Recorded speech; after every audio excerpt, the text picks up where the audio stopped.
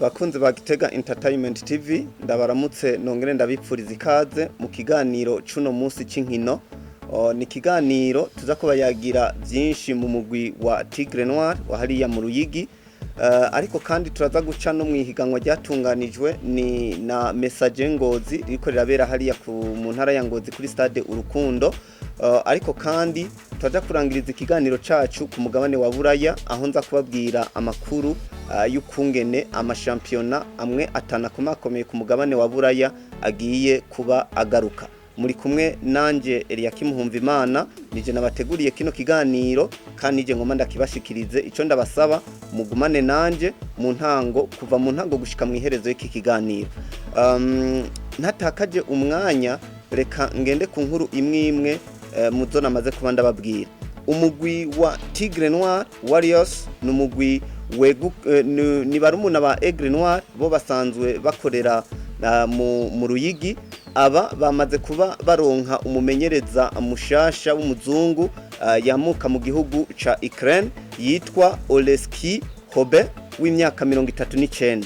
Reka ndabacire ku mayange bimwe mu ndabacire ku mayange ubu Oleski Hobe ninde yavukiye he afise uburambe bungana gute mu byo kumenyereza umupira w'amaguru.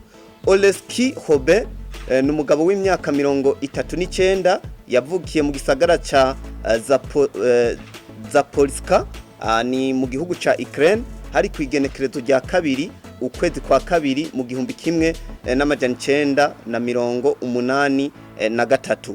Uno yahagaritse gukina ivy'umupira w'amaguru nk'uwabigize umwuga hari mu kwezi kw'indwi mu mwaka w'ibihumbi 2018.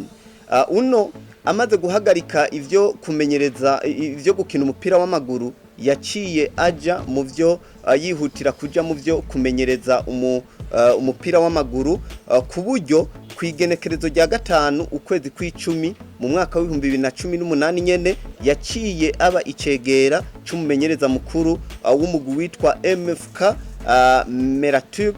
Uno aba awubera icegera mu kiringo gito cyane kuko ugiye kuraba mu mwaka w'ibihumbi 2020 yaciye aba umumenyereza mukuru w'umugwi witwa Live de kuva aho hari kuva kwigenekerezo gicenda hari kuva mu kwezi kw'icenda gushika mu kwezi kw'icumi mu mwaka w'ibihumbi 2020. Ntiyarangirije ngaho kuko mu mwaka uheze mu mwaka w'2021 mu kwezi kwa kane yaragenywe kuba umumenyereza mukuru w'umugwi wa Kremlin hariya arawumenyereza akaba afise impamya bushobozi mu byo kumenyereza lisase B yemewe na UEFA nishira hamwe ry'umupira w'amaguru hariya ku mugabane wa Bulaya. Nkuko rero tubimenyeshwa nuko uno mumenyereza yamaze kuba asinya amasezerano yo kuza kumenyereza umugwi wa Tigre noir Warriors usanzwe ukorera imyimenyerezo ndetse ukanakirira mu Ruyigi niho wakirira. Ubu rero ngo mu minsi yavamwe ku kwezi nyene ngo agiye kuza ngaha mu gihugu kugira ngo yitegure kumenyereza uno mugwi na cyane cyane ko muzi Tigre noir yarose itike yo kuduga mu cicaro ca mbere ndetse ihiganwa rikazotangura hazoba ari mu ndwiza nkuno munsi kwigenekerezo rya 12 uku kwezi. Ayo namwe makuru ariko aravuga mugwi wa Tigre noir Warriors. Tumwipfurize ikaze ndetse twipfurize nuno mugwi kubandanya batera imbere.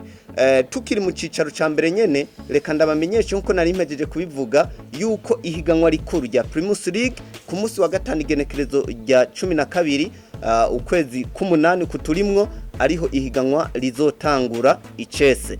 Imigwi yariteguye itari mike tuzobigaruka ko mu biganiro vyacu bikurikira tubabwira mbega imigwi imwe yiteguye gute amahigwe y'abana bariya nayahe. Ariko muri kano kanya be muramenya kwiganwa rizotangura mu ndwiza kwigenekerezo rya 12. Tuve ngaha tusimbire gato mu mugwa message Ngozi. Message Ngozi twarababwiye yuko hari higanwa bateguye rimaze igihe riko rirabera mu ntara ya Ngozi kuri stade Urukundo. Ni higanwa ryari ko rihuza imigwi igera kuri 4 ariyo Message Ngozi yateguye iryo higanwa, harimwo Atletico New Oil y'Imuyinga, harimo Kayanza United yo mu Kayanza, hakongera hakabamwo nuno mugwi wa Tigre noir y'Imakamba. Ubu rero aho bageze aho mu rukino rwa nyuma ugiye kuraba inkino ziheruka gukinwa nuko Atletico New Oil yatsinzwe na Tigre noir igitsindo kimwe kubusa, hanyuma Kayanza United nayo itsinda uno mugwi wa Message Ngozi ibitsindo bibiri ku gitsindo kimwe.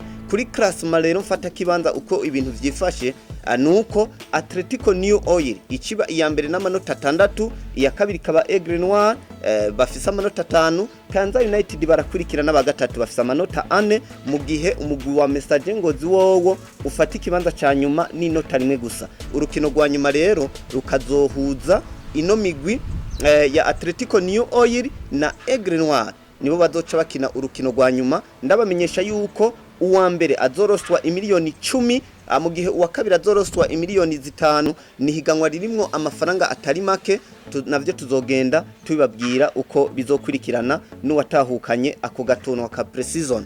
Tuve ngaha mu Burundi dusimbire ku mugabane wa Afrika nako wa Bulaya. Ku mugabane wa Bulaya nta byinshi tuza kubabwira, kimwe gusa nuko mwomenya yuko uno munsi yamahiganwa 5 akomeye cyane ku mugabane wa Bulaya amwe mukunda agiye kuba agaruka mu kwezi k'umunani. Amahiganwa agera kuri 3 aratangura uno munsi, harimo Premier League, Ligue 1 ndetse na Bundesliga. Ayo namahiganwa yo mu bihugu by'Ubwongereza, Ubufaransa hamwe no mu Budagi.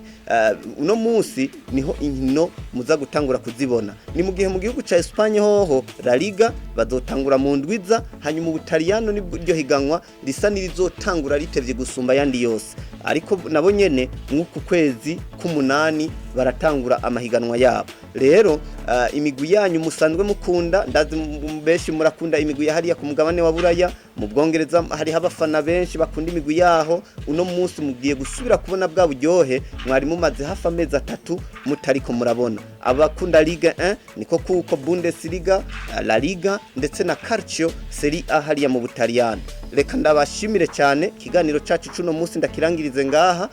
Ariko ndabamenyesha yuko nimba wipfuza kubandanya ukurikirana ibiganiro vyacu urashobora kudusanga ku rubuga rwa Facebook, ariko kandi na YouTube naho nyene tuba tuhari. Niwa hashika ntiwibagire kugira j'aime, hanyuma kandi commentaire zawe turazikeneye, partage inkuru wabonye kugira ngo uyisangize n'abandi.